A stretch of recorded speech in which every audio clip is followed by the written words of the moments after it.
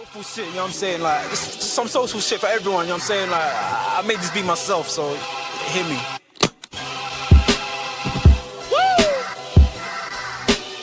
I mean, like, we can put all that clown shit away. There's some real shit for you. I'm spazzing right now, so listen, let's go.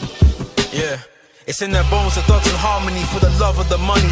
Then fall victim for the cookie, then turn pussy, it's lonely. You said you hold it down when life get rough, we're here now, so show me. We move them losses to them wins. Heavy pounds, we make it ends meet. Converse with only few who make me feel like I be 10 feet.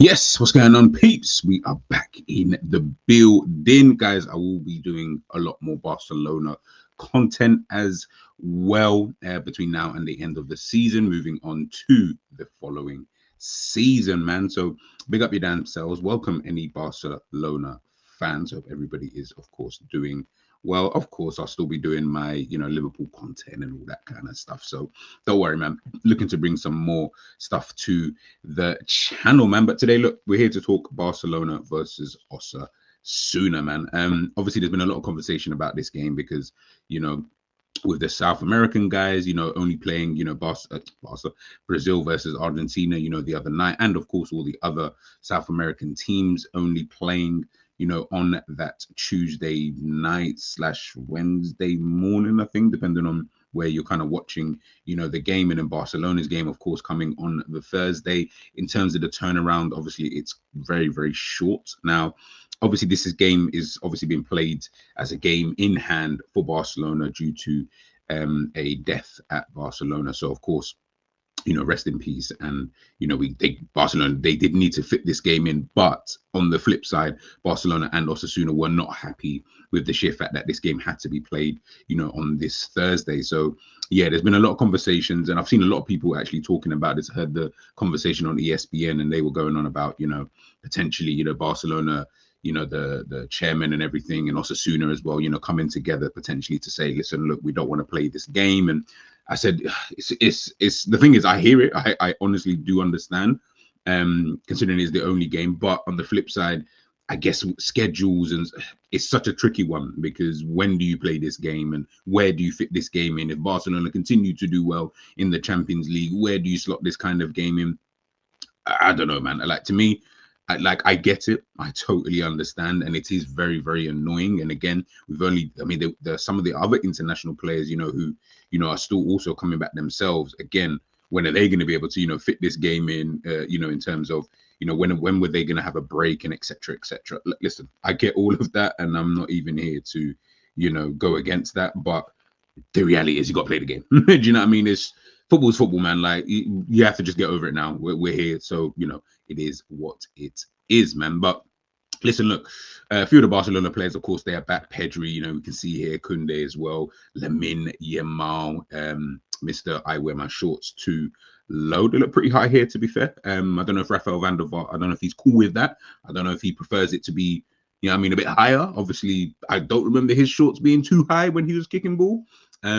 Yeah, Van der Vaart is a funny one. He's a funny one. Yes, listen, look, I always say with these kind of things, because he's done it with Virgil van Dijk before, with a couple other Liverpool players.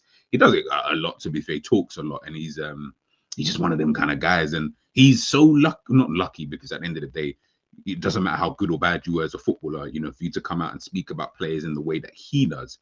At times, I'm just like, whoosh. But I will say this: you're lucky that you was you was somewhat of a decent baller. Do you know what I mean? Because otherwise, certain people would be like, you would get absolutely trashed on social media, man. You would absolutely get trashed. But he's also clever at keeping himself relevant. So listen, you talk about one of the best, players in general in world football right now, and you say something negative, obviously, whatever. And you get Lamine Yamal to, kind of respond back as well. Do you know what I mean? So with that all being said, listen, as I said, man, he's clever. He's very, very clever, but it is what it is, man. We're not really here to, moan about that. Barcelona, man, been on a good run. Obviously beat Atletico Madrid 4-2 recently. They've been on a good run, Barcelona, man. They have been on a really, really good run in the last, I think it's about 18 games. So in the last 18 games, they're on an 18-game unbeaten run in all competitions. Since beating Atletico Madrid in December, won 15 of those and only drawn 3 of those games, man. I mean, so hey, listen, man. Honestly, I've said this so many times before, man. with Hansi Flick and Barcelona. Like, he surprised me. It's a bit like Liverpool and Slot, actually. It's so interesting that both the teams that I support, watching them with new managers this season, and both managers exceeding my own expectations, you know, in terms of how good they've been, you know, this season. And it's crazy because, you know, you look there, I mean, Barcelona have still lost 5 times in the league, but, you know, still currently, you know, sitting, you know, top of the table. Like I said, they're on a really, really good run, and they're going to want to continue that against Osasuna. Osasuna haven't really been, as you can see there, look, I mean, no wins in their last 5, you know, lost their last game, you know, 2-1. They got 3 threes, you know, I mean, they drew to Real Madrid, which is, you know, pretty decent. No, more than pretty decent. Let me not even lie. But again, they've not really been on a good run in a general sense, if I'm being totally honest with you. Yeah, I think they've been winless in about 6 or 7 games, I believe it was. So yeah, I mean, it's not looking too rosy for them, you know, so to speak. I mean, 6 points off of relegation as well. I mean, this is their game in hand, of course, against Barcelona. So win that, maybe, you know, things look a little bit, you know, a little bit different. But I mean, when they're coming up against Barcelona anyway, you know, when you look at, you know, Barcelona have won their last 4 home league matches against Osasuna by a combined scoreline of 10-0, you know, kind of thing. So yeah, I don't know. It is looking a little bit, you know, a little bit crazy. And yeah, I mean, 6 games, no wins in all competitions for Osasuna. It's kind of crazy. Like I said, defeats against, you know, Real Sociedad, Copa del Rey, and things like that. And the thing is about Osasuna is that they're such a weird, like, when you look at them, and we'll take a look at the league table in a moment, you know, when you look at them just as a team, it's like, I don't know, teams like this, I expect results that they're getting at this current moment in time. I wouldn't say Osasuna are a bad team, but they're one of those teams where you just kind of look at, I mean, you get a 1-1 draw against, you know, Real Madrid. You beat Barcelona 4-2, you know, in the reverse fixture. It's like, oh, okay, yeah, they are somewhat decent, and they can pull off results like that. But then, as I said, you go on these winless runs. This is what will, you know, push you further and further down the league, and then it puts you into, you know, more problems. I mean, with only 7 wins this season in La Liga, you know, they really need to get to that kind of 10-win mark, you know, in order for them to feel somewhat safe, you know, of relegation. Otherwise, you go down a slippery slope. You know, 6 games, you know, without a win then turns into 8 games, 10 games. And you really don't want that. Even if you get draws in there, you need to start picking up some victories. I don't think they'll get that, of course, against Barcelona, and I hope they don't. But, you know, of course, we'll just have to wait and see. Look, man, Barca have scored 16 goals in their last 5 matches. Crazy. Lewandowski is obviously the top scorer with 22. Raphinha is ranked first in big chances created in the competition. I don't believe Raphinha and a few of the other South American guys will play. Araujo obviously being another one. I don't think he's going to be able to play for this game. Osasuna have scored 6 goals in their last 5 matches. They haven't won, of course, in 6. Haven't kept a clean sheet in 13 matches, man. So again, the omens are good for Barcelona, and they're at home. So, you know what I mean? Like, it should be a comfortable, in my opinion, victory for Barcelona. And as I said before, of course, they did lose 4-2, you know, in the reverse fixture. I think this was way back in September. That they lost this game, but I know that he rested quite a few, you know, players in this game. I think we had a Champions League game. I mean, no Lamine Yamal, you know, no Raphinha, you know, in this game. I think Jon was still injured. The thing is, the team that he put out, in my opinion, was still good enough. And at the time, I remember thinking to myself, yes, I'm obviously, you're still trying to, it was September, I'm sure it was September, so you're still trying to find that kind of rhythm. But on the flip side, the team should still be good enough.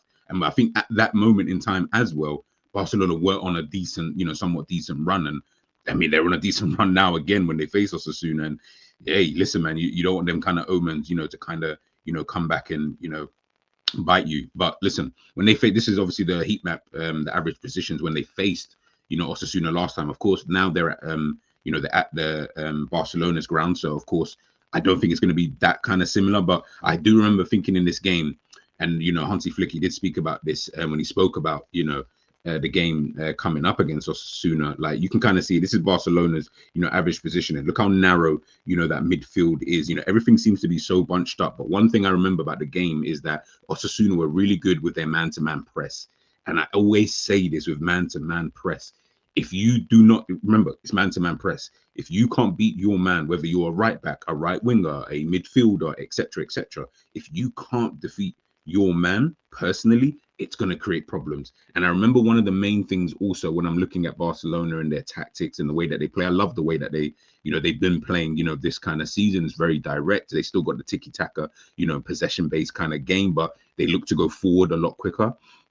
You can see in this kind of game, you can see with number 12 kind of hanging out there on that right wing. And obviously that's then, Barcelona's left-hand side. Again, it's just those kind of, you can see there's quite a lot of gaps in that Barcelona kind of team. And I just remember thinking, yes, we were obviously we looked threatening somewhat. Of course we would, just because of the players that we do have. But when you're coming up against a team who is relatively kind of organized, you can see there they've got the two centre backs there who are always chilling, and then they've got the rest of the team in somewhat close proximity, so to speak, with that one number 12 who's then pitching, on the outside.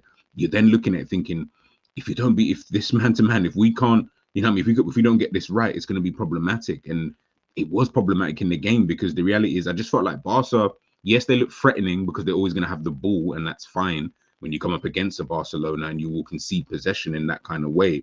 But the reality is, if Barca couldn't go in behind, it kind of did deflate a lot of what they were trying to do.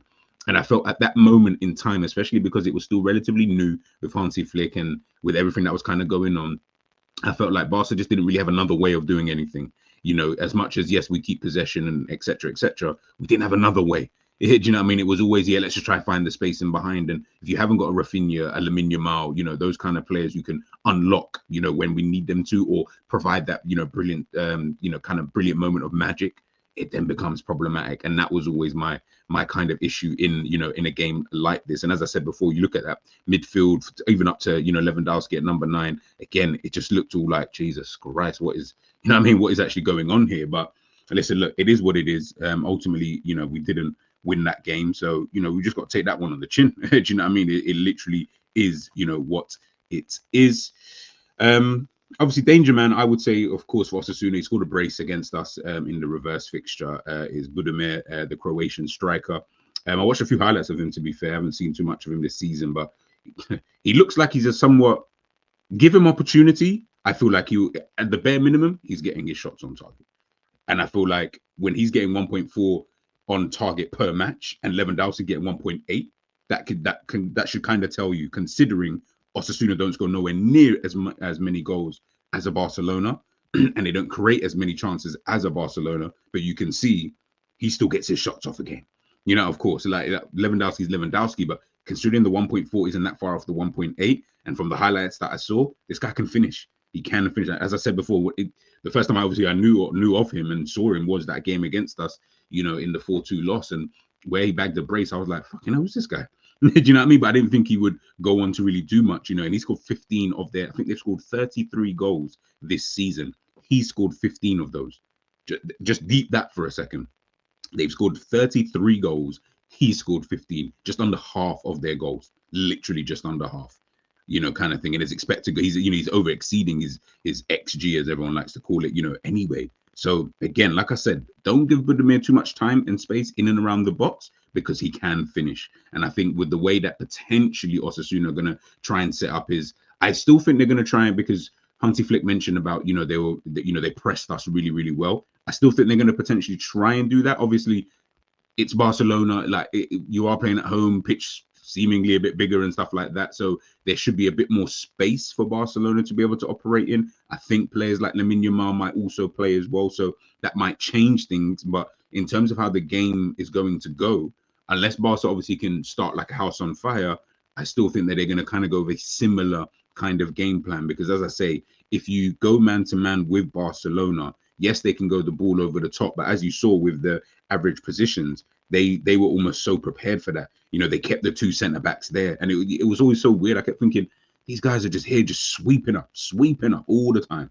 Do you get what I'm trying to say? And if they keep that again, it will be a little bit problematic, I think, for Barcelona. And again, it's not to say that Barcelona are not good enough in order to be able to withstand that. But listen, when you've got someone like Budimir up front as well, someone who can finish, like I say, hey, do you know what I mean? Like you just got to be a little bit easy and a little bit careful as to, how you do things. I mean, he's having a really good season. I mean, in terms of the GA, he's got 20 GA in 31 games. That's really good for a club, like Osasuna and Jesus. He is the main reason as to why they're not currently sitting, you know, in relegation. I mean, if you took away his goals, not to say that someone wouldn't score goals, but I don't think they're scoring 15 in the league. I don't see, you know, they got Garcia, you know, who plays it on the wing as well. He's okay, he's pretty decent, but yeah, he's the guy, you know, for them, you know, anyway. But here is my lineup for the game. As I said before, you know, it's just one of those. I don't know with the South American guys, so I've not really included like Raphinha, Araujo, you know, in this kind of lineup, because I just don't think that they're going to be, you know, available. Obviously, we know Martinez, he's obviously returned to training after a knee problem. Kubasi obviously picked up an ankle injury. Yeah, so this is the lineup that I'm going to go. Obviously, Szczesny in goal with Koundé, Garcia, Martinez, and Balde. I don't know the situation with Gavi. I tried to find what's kind of going on. Is he? I mean, he came on at the end in the last game. He's been training. I would want to see Gavi play purely because if we're going to play a game now, I don't know when Barcelona's next fixture is. If it's that close after this game. But I just feel like Gavi needs some game time, man. You know what I mean? And De Jong obviously coming back on internationals. I don't know how fit he's going to be. Not fit. He's fit. But in terms of if you can rest him or at least put him on the bench, I don't see why you wouldn't. But again, I don't know how ready someone like a Gavi, you know, actually is. So yeah, I put De Jong there, but I would love to see, you know, Gavi and Pedri, you know, just in that midfield, you know, for this game. Obviously, Lamine Yamal out there on the right. I feel like he seems like a guy who's always fine, to be honest with you. I've gone for Ferran Torres out there on the left with Dani Olmo in the middle. You can swap them if you want. And then obviously Lewandowski up top. That's actually a situation I think about as well in terms of the striking options for Barcelona. I'm like, yeah, that's definitely going to be something I think Barcelona are going to really need to look at. You know, that's why I'm hoping that they can win the Champions League and La Liga, get some more finances, you know what I mean? And also be able to sell that kind of project. It's all well and good being able to sell Barcelona to individuals, and they are one of the biggest clubs in world football. But with the whole financial situations and stuff like that, I'm always like, yeah, I don't know. Do you know what I mean? Like, I just feel like now, especially with Lewandowski, I know he's still operating at this high level, but they do need some type of contingency at some point in time. When that comes, I don't know. And I don't want it to come in a situation where Lewandowski has that season where you're like, oh my God. Do you know what I mean? I mean, we did think that actually, to be fair, last season where we thought, Lewandowski, I don't know, you know, like you look like your powers are starting to wane a little piece. But yeah, I think you just need that contingency. And that's something I always think of, you know, in the back of my mind anyway. But listen, we'll wait and see, you know, in that regards. And then yeah, here's the league table. Obviously, Barca playing their game in hand, of course, so can go 3 points clear at the top of the table ahead of Real Madrid. Obviously, Atletico there as well. So hopefully that's actually one of the teams I'm looking. I'm like, just also push further away from Atletico Madrid, in it. Like, don't keep them so close, because if they start to feel that they're close, you know what I mean? Stranger things have happened, man. Stranger things have happened. So yeah, I want to push a bit away, you know, from a team like Atletico Madrid, obviously an excellent team. Obviously, you're only going to be 3 points ahead of Real Madrid. So, you know, it's only really a swing of one game at the end of the day. But at least I know that, obviously, with the head-to-head rule and stuff like that, Barca can at least still be, even if they were to lose the game, you know, they're obviously still going to be, you know, top of the league. So, yeah, listen, forget about losing anyway. I think the scoreline for this game, I'm going to go with 5-1 Barcelona. I'm going to go 5-1 Barcelona. I think, you know, we'll really come out the blocks. Spain, the Spanish players, you know, Pedri, Yamal, you know, the Olmos and stuff like that. I think they're going to be really on a high. I think they're really going to be on a buzz and a high after beating, you know, the Netherlands on penalties the other day, especially it was in Spain as well. Yeah. I think 5-1 goal scorers. I think Lamine Yamal will grab a goal or two. Lewandowski with a goal or two, probably two actually. So Lamine Yamal 1, Ferran Torres 2. If we go with the lineup that I've used, so it's that 3, and then yeah, Lewandowski he'll bag himself a goal, and then yeah, we'll go from there. But if Lamine Yamal if Ferran Torres doesn't score 2, then I'll give the other goal to Frenkie de Jong. We'll give it to Frenkie de Jong. Why not? Let's give it to Frenkie, man. But guys, man, let me know your thoughts in the comment section. As I said, welcome to any Barcelona fans. Like I say, you will be seeing a lot more Barcelona content on this channel. So leave your thoughts in the comment section. Leave your predicted lineups in there as well, and score predictions, people, and we will catch you for the match reaction.